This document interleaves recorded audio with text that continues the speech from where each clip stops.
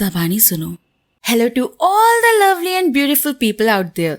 मैं हूँ आपकी अपनी शुगरबू।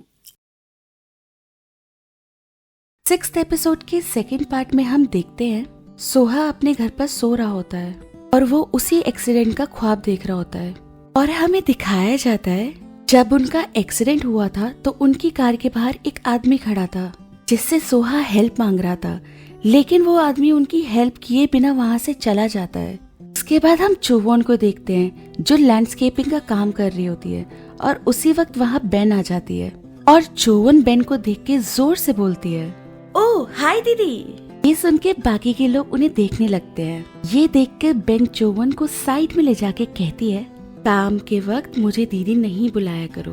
बेशक पिछले जन्म में मैं जुवोन थी, लेकिन अभी तो मैं बेन हूँ ना।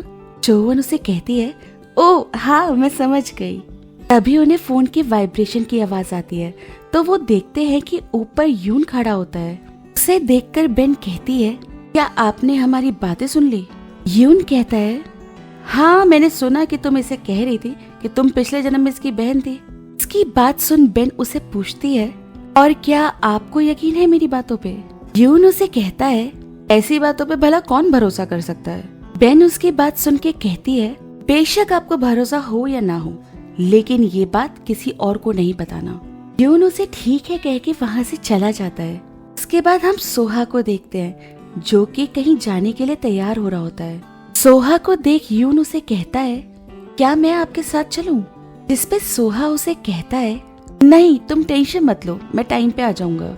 फिर जब वो होटल से जा रहा होता है बेन उसे देख लेती है। सोहा वहाँ से होसिक के पास जाता है और वो उसे कहता है, मुझे सब पता चल चुका है कि तुमने ही मेरा एक्सीडेंट किया था, मगर तुम्हें ये करने के लिए किसी ने तो ऑर्डर दिया होगा ना।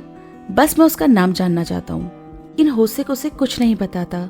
सोहा उसे कहता है, मैं तुम्हें बताने के लिए 1 हफ्ते का टाइम दे रहा हूँ। ये बोल के सोहा वहाँ से चला जाता है। वहीं हमें बेन को दिखाते हैं जो सोहा का पीछा करते हुए वहाँ पहुँच जाती है और वो वहाँ होसिक को किसी से बात करते हुए सुन लेती है। वो उसे कह रहा होता है, यहाँ सोहा आया था और वो अपने एक्सीडेंट के बारे में पूछ रहा था, लेकिन मैंने कह दिया है मुझे कुछ नहीं पता। ये सुन के बेन सोचने लगती है, मतलब मेरा मर्डर हुआ था? 1 मिनट, क्या सोहा को ये सब कुछ पता चल गया है? बेन होसिक को देखते ही उसे गले से पकड़ लेती है और पूछती है, मुझे बता तुझे हमें मारने के लिए किसने ऑर्डर दिया था? उस एक्सीडेंट में मेरी डेथ भी हुई थी। होसिक उसे कहता है, मैंने मुंह खोला तो वो मेरी जान ले लेंगे। उसके बाद हमें सोहा को दिखाते हैं। तभी उसे फोन पे एक मैसेज आता है। उसमें लिखा होता है, तुम्हें पता है उस एक्सीडेंट में जिस ड्राइवर की मौत हुई थी वो यून का बाप था। उसके बाद हमें एक आदमी को दिखाया जाता है जिसका नाम इम है। वहीं हम मिस जैंग को देखते हैं जो कि चेयरमैन से कह रही होती है, आप चैन पे यकीन कर सकते हैं, ये इस बार पूरी मेहनत और लगन से काम करेगा।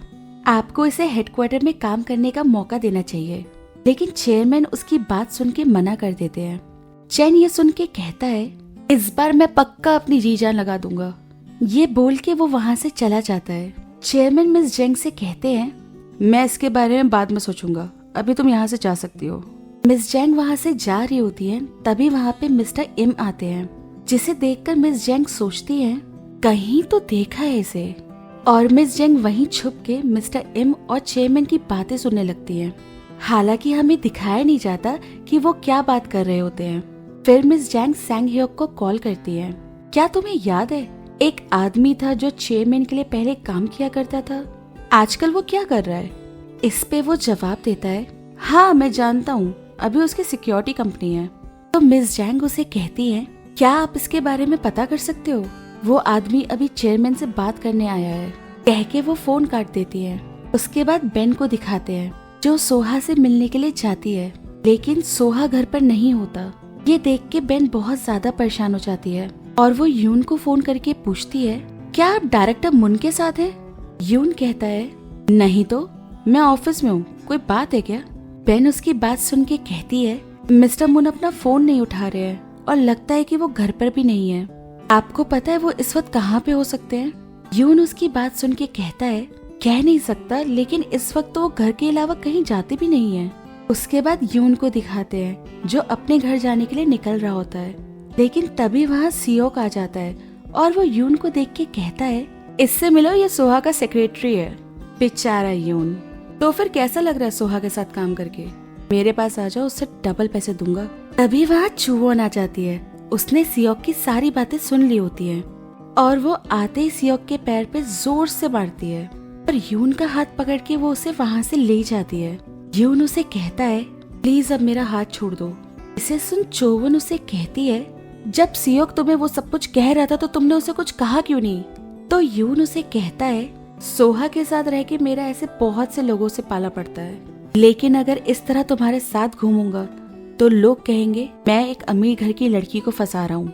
उसके बाद यून अपने घर चला जाता है और वहाँ सोहा पहले से मौजूद होता है। सोहा उसे कहता है, तुमसे कुछ बात करनी है, और दोनों बाहर चले जाते हैं। सोहा यून से कहता है, क्या तुम्हारे फादर मेरे फादर के ड्राइवर थे? यून कहता है हाँ। फिर सोहा कहता है, और क्या जब मेरा एक्सीडेंट हुआ था तो उस एक्सीडेंट में तुम्हारे फादर की डेथ हुई थी? यून फिर से हाँ कहता है। सोहा उसकी बात सुन के कहता है, तुम मुझे अपना फ्रेंड कहते हो तो तुमने मुझे कभी बताया क्यों नहीं? तो यून उसे कहता है, मैं आपका दोस्त कभी था ही नहीं। इसी बात को लेके दोनों के बीच में लड़ाई हो जाती है।